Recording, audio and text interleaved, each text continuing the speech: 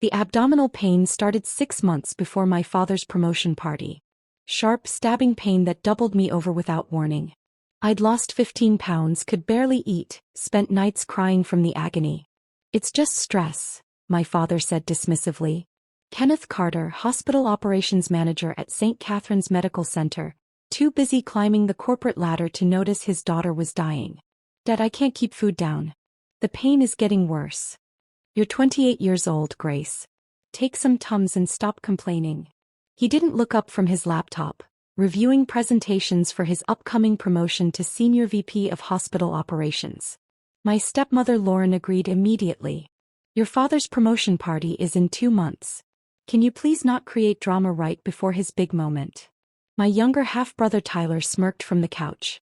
Grace always has some medical emergency when Dad has something important. Remember her migraine during my graduation? I was in the ER that day. Sure you were, Tyler rolled his eyes. I'd finally gone to the emergency room after collapsing at work.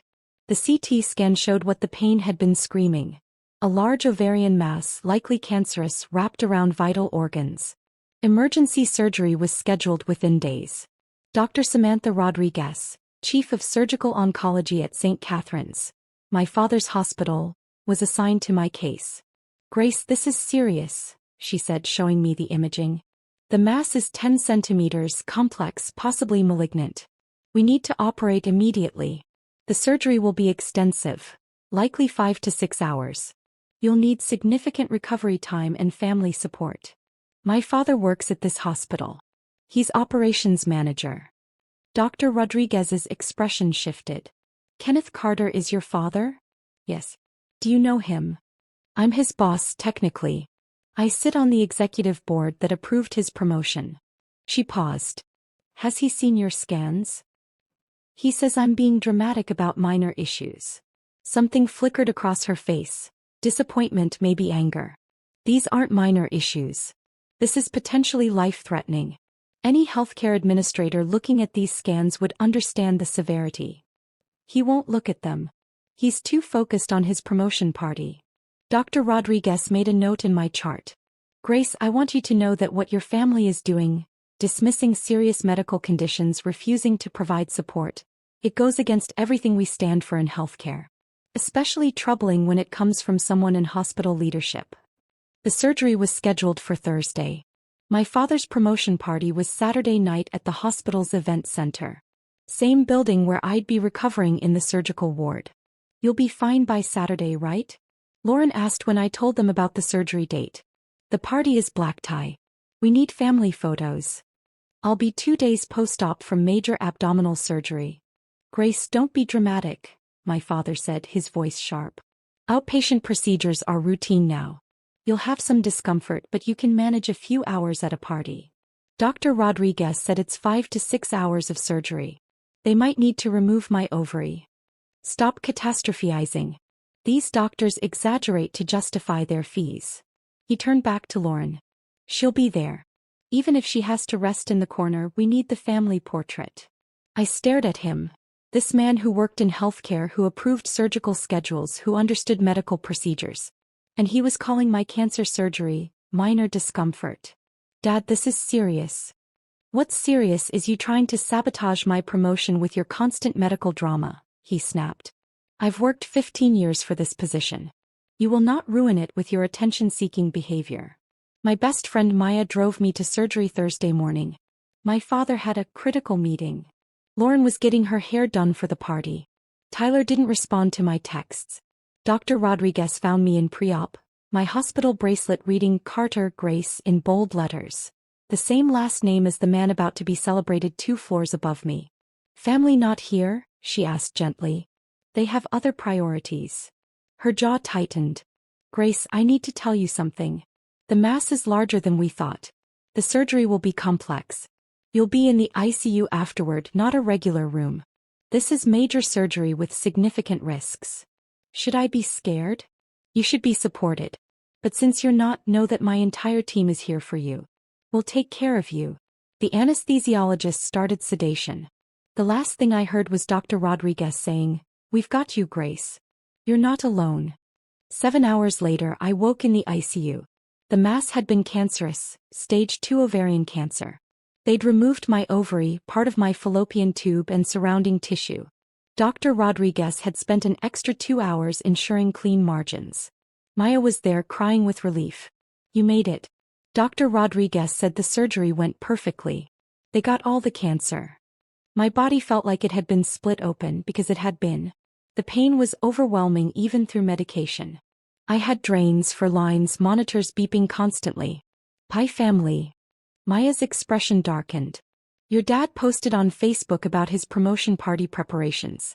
Your stepmother posted selfies from the salon. Not one mention of you."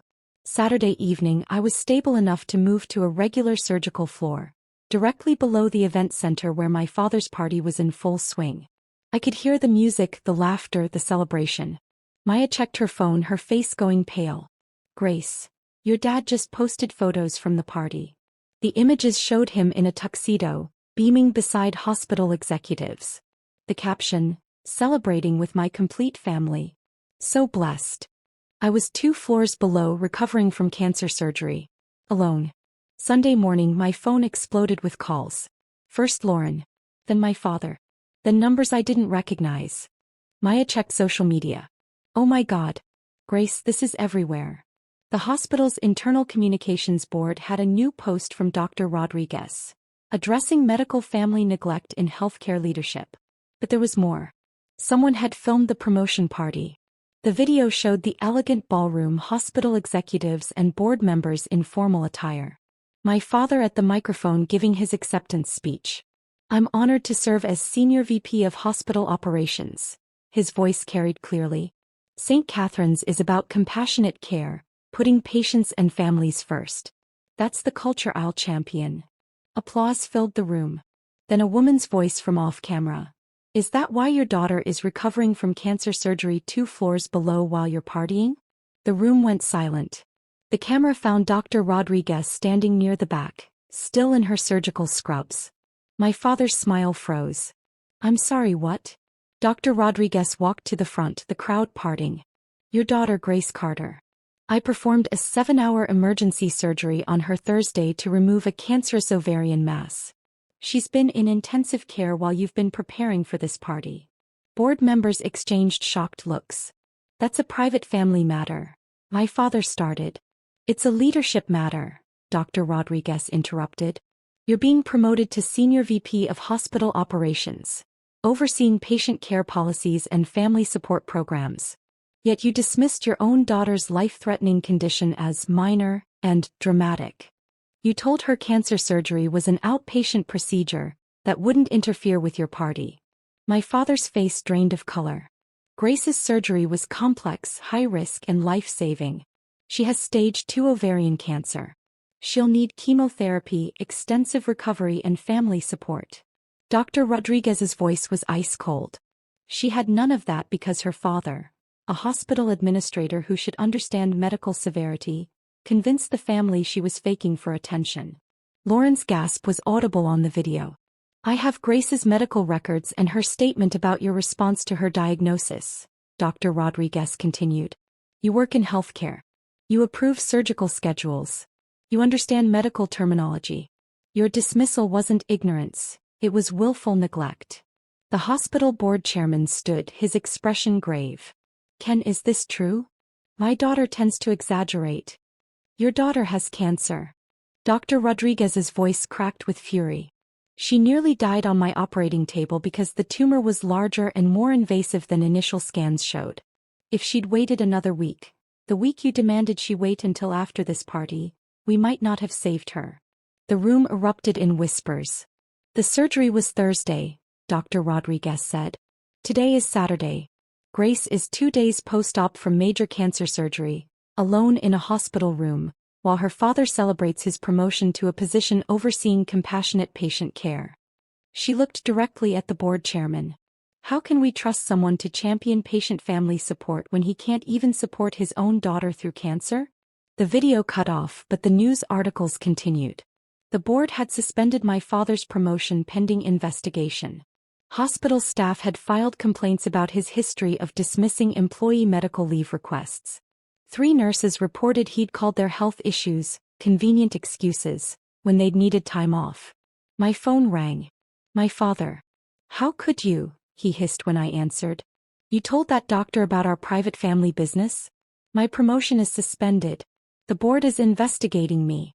You've destroyed my career over some surgery. I have cancer, Dad. And you're fine now, aren't you? So all this drama, this public humiliation." "Mr. Carter." Dr. Rodriguez's voice came from my doorway. She was making rounds, still in scrubs from another surgery. I put her on speaker. "I'm here with Grace. Let me be very clear. I didn't need Grace to tell me anything. Your response to her diagnosis is documented in her medical records. Hospital staff witnessed you dismissing her condition. Your own words at the party, 'She tends to exaggerate,' were recorded." Silence from my father's end. "Grace has stage 2 ovarian cancer," Dr. Rodriguez continued. "She underwent emergency surgery that lasted 7 hours. She'll need chemotherapy starting next month. The fact that she's fine now is because of skilled surgical intervention and aggressive treatment, not because her condition wasn't serious. This is a family matter. This is a leadership matter. You're in hospital administration. You set policies for patient care and family support. Yet you demonstrated complete failure to provide basic support to your own family member with cancer." Dr. Rodriguez's voice was sharp. "The board investigation isn't about Grace. It's about your pattern of dismissing medical needs and your fitness to lead patient care initiatives. I've worked at this hospital for 15 years. And in 15 years, you never learned that cancer isn't negotiable. Surgery isn't optional. Family support isn't conditional on convenience." She paused. "Grace will complete her cancer treatment successfully. Whether you complete your investigation and keep your position depends entirely on the board's findings." The line went dead. Dr. Rodriguez checked my vitals, her expression softening. "How's your pain level?" "Manageable." "Dr. Rodriguez, the party, the video was necessary. Grace, I've been a surgeon for 20 years. I've never seen a healthcare administrator dismiss their own child's cancer as inconvenient. The board needed to know what kind of leader they were promoting. My family will never forgive me. Your family nearly killed you with their neglect. Forgiveness isn't owed, it's earned. Right now, focus on healing." The board's investigation took 6 weeks. They found a disturbing pattern. My father had denied or delayed medical leave for 17 employees over 3 years, calling their conditions minor or exaggerated. He'd once told a nurse her miscarriage was not an excuse to miss a shift. Another employee's heart surgery was deemed elective and poorly timed. His promotion was permanently revoked. He was demoted to administrative assistant with mandatory ethics training. 3 months later, he resigned rather than complete it. Lauren filed for divorce, citing his inability to prioritize family. Tyler stopped speaking to him after learning the full story. My father lost his position, his marriage, and his son's respect, all because he couldn't acknowledge his daughter's cancer. I focused on recovery and chemotherapy. Maya drove me to every appointment. Dr. Rodriguez monitored my progress personally. My coworkers sent care packages. My real family, the chosen one, showed up consistently. 4 months post-surgery, my scans were clear. The cancer was gone. Chemotherapy was working. 6 months later, I was cancer-free and working as a patient advocate at St. Catherine's, hired personally by Dr. Rodriguez to help develop family support programs for surgical patients. "You understand what patients need because you didn't get it," she told me during my interview. "That makes you perfect for this role." My father sent one email. "I hope you're satisfied. You destroyed my career over a surgery you recovered from anyway." I didn't respond. Because he still didn't understand. I recovered despite him, not because my cancer was minor. A year post-diagnosis, I spoke at a hospital leadership conference about family medical neglect in healthcare administration. "Healthcare leaders must practice the compassion they preach," I told the audience. "My father spent 15 years in hospital operations but couldn't provide basic support during my cancer treatment. That's not just personal failure, it's professional hypocrisy." The standing ovation was overwhelming. Dr. Rodriguez found me afterward. "Your father called. He wants to talk." "What did you say?" "That you're thriving without him, And maybe he should focus on learning from his mistakes instead of seeking forgiveness he hasn't earned. I smiled. Thank you. For everything. For the surgery, the advocacy, the truth. Thank you for surviving and using your voice. You've changed hospital policy. Family support protocols are mandatory now because of your story.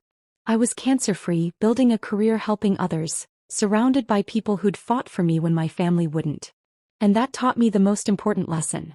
Real family shows up when you're dying, not just when you're celebrating. Dr. Rodriguez had shown up. Maya had shown up. My co-workers had shown up.